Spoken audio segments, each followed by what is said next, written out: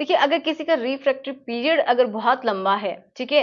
मतलब क्या है कि अगर आप एक बार रिलेशन बनाते हैं, दोबारा बनाने के लिए तैयार ही नहीं हो पाते हैं, 12 घंटे बीत जाते हैं, 24 घंटे हो जाते हैं, तो उसका अगर आपको सॉल्यूशन देखना है, सेकंड राउंड के लिए अगर आपको रेडी होना है, तो आपको क्या खाना है ऐसा? सिर्फ़ एक ही चीज़ बताऊँगी, जो कि आपकी बहुत ज़्यादा हेल्प करेगी, ठीक है? और अगर आप ये समझिए कि पिता नहीं बन पा रहे हैं, तो उसमें भी ये हेल्प करेगी। पहली बात तो इसी को समझ लेते हैं कि रिफ्रैक्टरी पीरियड क्या होता है। तो जब भी आप रिलेशन बनाते हैं, एक बार आपने अगर रिलेशन बना लिए तो उसके बीच का जो गैप होता है जब आप दोबारा से शुरू होते हैं, तो वो जो गैप है उसको ही बोलते हैं रिफ्रैक्टरी पीरियड, ठीक है? किसी-किसी में क्या होता है ये 20 से 25 मिनट का होता है जो कि जिनकी एज कम होती है, 20 से 25 साल होती है, लेकिन जिनकी एज 30 से ऊपर हो जाती है इसके आस-पास होती है या फिर 40 के आस-पास है तो उनमें ये पीरियड बढ़ जाता है।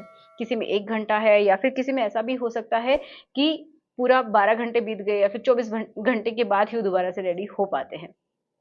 तो जो लोग न्यूली मैरिड हैं या फिर जो लोग लॉन्ग डिस्टेंस रिलेशनशिप में रहते हैं, उन लोगों के लिए या फिर जो पेड सर्विसेज़ लेते हैं, तो उनके लिए एक टाइम पीरियड होता है, वो एक टाइम पीरियड के लिए ही मिलते हैं, काफ़ी दिनों के बाद मिलते हैं, जिस वजह से उनको लगता है कि एक बार में वो पूरी तरीके से संतुष्ट नहीं हुए हैं या फिर जिनको पी की समस्या है, जल्दी गिर जाने की समस्या है, तो उनको भी ऐसा लगता है कि एक बार में उनको उतनी खुशी नहीं मिली या उनकी फीमेल पार्टनर को इतनी खुशी नहीं मिली, तो इसलिए उनको दोबारा करना अच्छा लगता है, वो करना चाहते हैं, स्पेशल बनाना चाहते हैं उस टाइम को।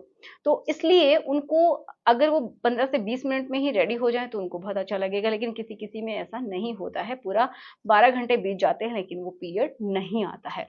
तो उसके कारण क्या होते हैं? तो पहली बात तो यही कि उनको स्ट्रेस या फिर स्ट्रेस ज़्यादा होता है, एक प्रेशर वो फ़ील करते हैं परफ़ॉर्मेंस करने का भी बहुत टाइम के बाद अगर ऐसा कर रहे हैं तो।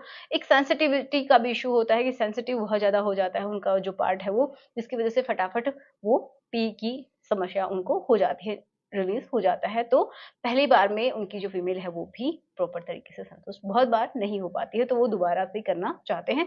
जब वो दोबारा करते हैं तो काफ़ी सारे लोगों का ऐसा एक्सपीरियंस है कि वो लंबे टाइम तक कर पाते हैं। कुछ लोग इसलिए भी पहली बार में जल्दी कर देते हैं ताकि दोबारा अगर वो करें तो वो लंबे समय तक टिक पाएँ। तो ये भी कारण होते हैं, ठीक है? अब किसी को अगर डायबिटीज़ है तो उनकी भी ये प्रॉब्लम हो सकती है, किसी को हाई बीपी की प्रॉब्लम है तो भी हो सकती है, कोई स्ट्रेस ज़्यादा ले रहा है तो भी हो सकती है, तो ये भी कारण हो सकते हैं।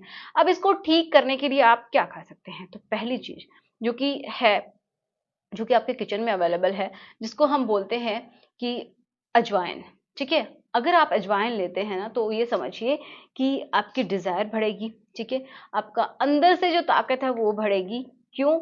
और एक और बहुत इम्पोर्टेंट जो आपकी फर्टिलिटी होती है, उसको भी ये बढ़ाता है, ठीक है? उसको इंक्रीज़ करता है। कैसे? क्योंकि देखिए, जो अजवाइन है, देखिए अगर कुछ इस तरीके के दाने होते हैं, ठीक है?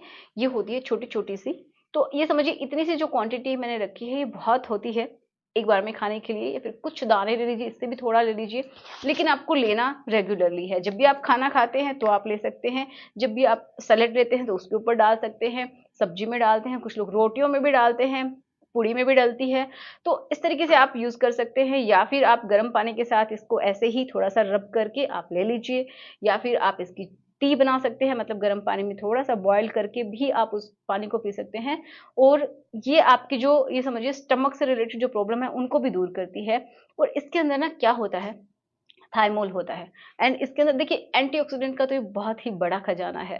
एंटीऑक्सीडेंट होने का मतलब क्या है कि आपकी जो कोशिकाएँ हैं उनको जल्दी से मरने नहीं देगा और जितनी जल्दी आपकी कोशिकाएँ मरती हैं उतनी जल्दी आप बूढ़े हो जाते हैं। तो ये समझिए उनको इतनी आसानी से मरने नहीं देगा, नई कोशिकाएँ बनती रहती हैं। तो मतलब क्या है कि जो आपकी एजिंग है वो बहुत जल्दी नहीं होगी, ठीक है? आपकी जो जवानी है वो बरकरार रहेगी। इसके अंदर थाइमोल होता है, थाइमोल क्या काम करता है कि अ, जो आपके जो स्पर्म होते हैं, उनकी क्वालिटी एंड उनकी क्वांटिटी को भी ये बढ़ाता है, ठीक है? तो जो पिता नहीं बन पा रहे हैं, उनके लिए भी बहुत ज़्यादा इम्पोर्टेंट है ये।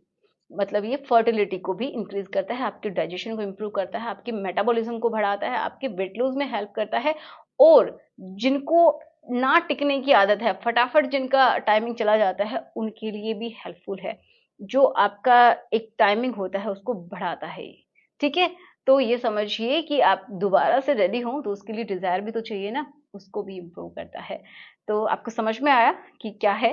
तो इनको ज़रूर से ज़रूर खाइएगा, बहुत ही ज़्यादा अच्छे हैं एंड आपकी हेल्प ज़रूर होगी। आपका जो रिफ्रैक्टरी पीरियड है उसको कम करेगा, आपकी इच्छा भी बढ़ेगी, आपकी परफॉर्मेंस भी बढ़ेगी।